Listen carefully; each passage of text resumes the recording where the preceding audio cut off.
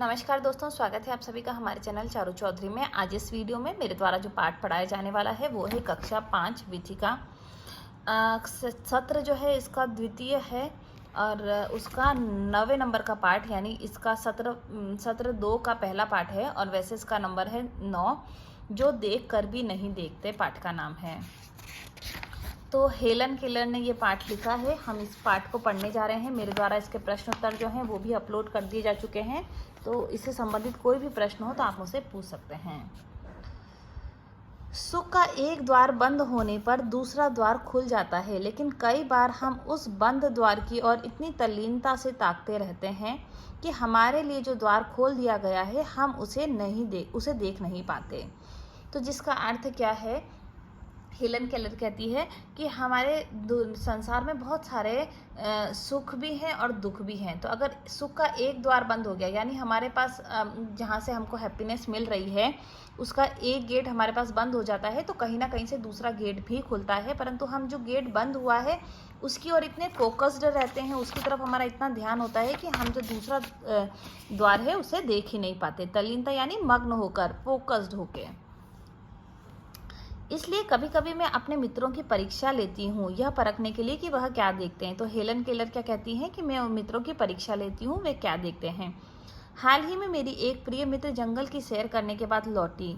मैंने उनसे पूछा, आपने वहाँ क्या क्या देखा।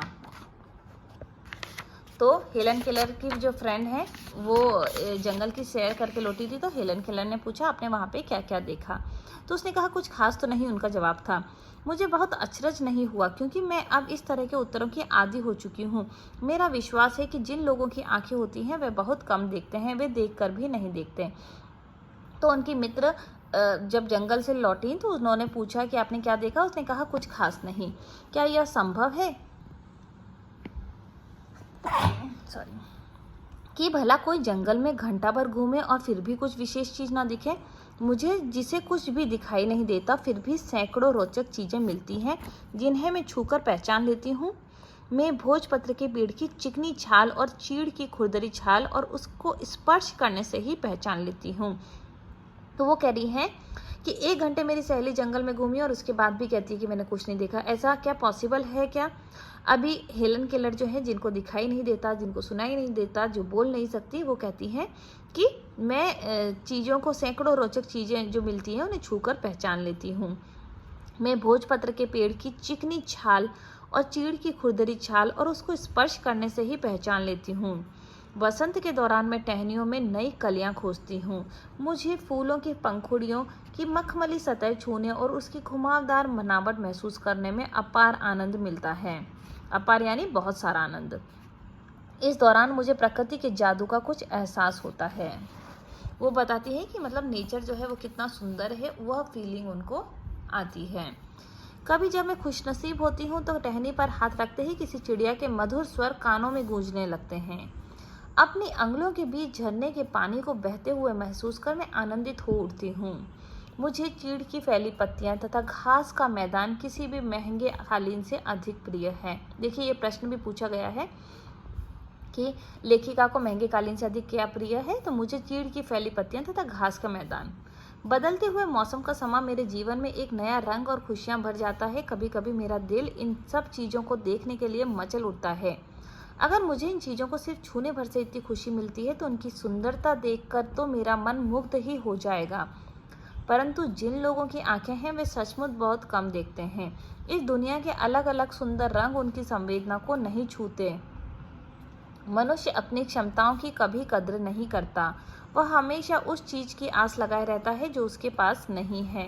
यह कितने दुख की बात है कि दृष्टि के आशीर्वाद को लोग एक साधारण सी चीज समझते हैं, जबकि इस नियामत से जिंदगी को खुशियों के इंद्रधनुषी रंगों से हरा भरा किया जा सकता है। तो इस पाठ में लेखिका का कहना यह है कि जो लोग देख सकते हैं वो इस शक्ति को, मतलब देखने की जो शक्ति है उसको बहुत ही साधारण मानते हैं और उसके लिए शुक्रगुजार नहीं होते हैं। वो इसको एकदम साधारण मानते हैं। परंतु उनका कहना यह है कि ज़िंदगी जो लोग देख सकते हैं वो बहुत ही खुश नसीब हैं। वो जो प्रकृति की सुंदरता है उसको देख सकते हैं। और अपना मन जो है, तो उनका कहना ये है कि अगर मैं नहीं देख सकती और केवल मात्र छूकर ही इन चीज़ों से मैं इतनी खुश हो जाती हूँ, तो जो लोग देख सकते हैं वो कितने ज़्यादा खुश नसीब हैं। तो ये बात जो है वो हेलन केलर इस पाठ में समझाना चाहती है। बहुत ही इजी पाठ है और बहुत ही अच्छा पाठ है, मोटिवेट करता है। जो लोग देख सकते हैं वो कितने कितने खुश नसीब हैं। वो अपने जीवन में ये जब सब कलर्स देखते हैं तो उनको उनको देख के खुश होना चाहिए। वो जीवन में जो आने वाली कठिनाइयाँ हैं उनको देख के दुखी नहीं होना चाहिए। कितनी सारी ब्लेसिंग्स भगवान ने उन्हें दी हुई है, उनको भी काउंट करना चाहिए।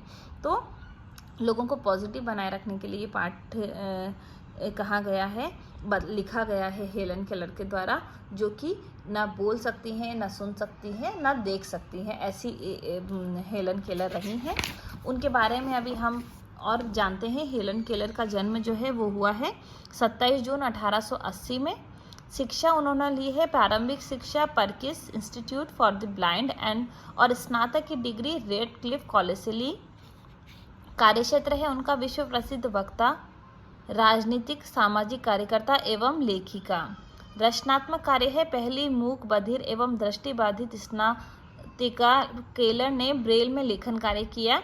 तो अभी आप कहेंगे कि अगर वो बोल नहीं सकती, देख नहीं सकती, तो उन्होंने किस तरीके से ये कहानी लिखी, तो वो ब्रेल लिपि में उन्होंने लेखन किया है। उनकी प्रमुख कृतियाँ हैं the fast king, the story of my life, the world I live in, light in my darkness इत्यादि। और इनका निधन हुआ है 1 जून 1968 को इनका निधन हो गया था। तो बहुत ही अच्छा पाठ है। इसके जो शब्द हैं देखिए, तल्लीनता यानी ध्यानस्थ, विचार आदि में लीन, हाल यानी तत्काल, अचरज यानी अचंबा आश्चर्य, भोजपत्र यानी एक वृक्ष जिसकी छाल प्राचीन समय में लिखने के काम आती थी, चिकनी जिस पर से पैर फिसल जाए, छाल वृक्षों के ऊपर का आवरण वल्कल, चीड़ एक पहाड़ी वृक्ष, वसंत फूलों के खिलने की ऋतु वसंत ऋतु। ये जो सभी प्रश्न उत्तर हैं इसकी जो वीडियो है मेरे द्वारा अपलोड कर दी जा चुकी है। कुछ शब्द यहाँ पे भी हैं। मखमली, मखमल का, सतह यानी वस्तु का ऊपरी भाग, बनावट यानी ऊपरी दिखावा, एहसास यानी अनुभव, खुश नसीब, खुशकिस्मत, समा यानी समय, मुग्ध यानी मोहित होने का भाव, संवेदना यानी अनुभूति, क्षमताओं यानी सामर्थ्य, कद्र यानी सम्मान, आस का अर्थ है आशा। तो देखिए ये 3 प्रश्न मेरे द्वारा लिख दिए जा चुके हैं। यहाँ पे आपको उच्चारण करना है। मैं एक बार आपको फिर से उच्चारण करके बताती हूँ। तल्लीनता, अचरज, चिकनी छाल, एहसास, खुश नसीब, मुग्ध, क्षमता, इंद्रधनुषी। ये जो चारों प्रश्न हैं इनके भी उत्तर मेरे द्वारा लिख दिए जा चुके हैं। तो उम्मीद करती हूँ ये जो पाठ है मेरे द्वारा कवर कर दिया जा चुका है। अगर इससे संबंधित आपको कोई भी प्रश्न है तो आप मुझे कमेंट बॉक्स में पूछ सकते हैं। धन्यवाद।